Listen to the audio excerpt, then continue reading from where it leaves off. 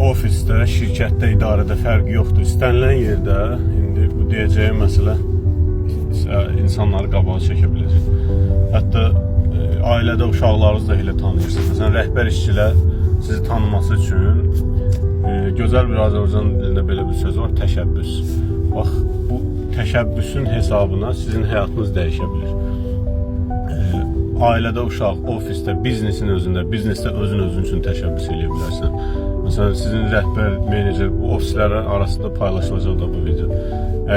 Ya tanışınız orada işləyirsə, sizi tanımaq təşəbbüsünüzdən başlayır. İstənilən, məsələn, hamımız ağıllısınızdır, məsələn, gənclərdir, böyüyür.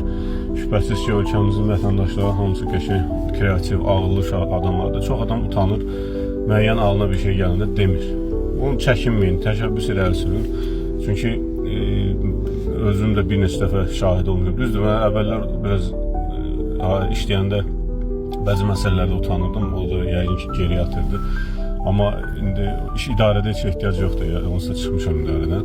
Amma biznesin özündə də təşəbbüs irəli sürün. Təşəbbüs, ağzınıza gələni eləyin.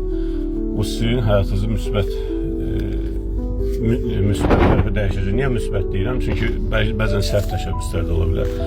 Olsun da, nə olsun, siz dərs alasınız, nəticədə yenə də müsbətə dəyişəcək. Çox sağ olun.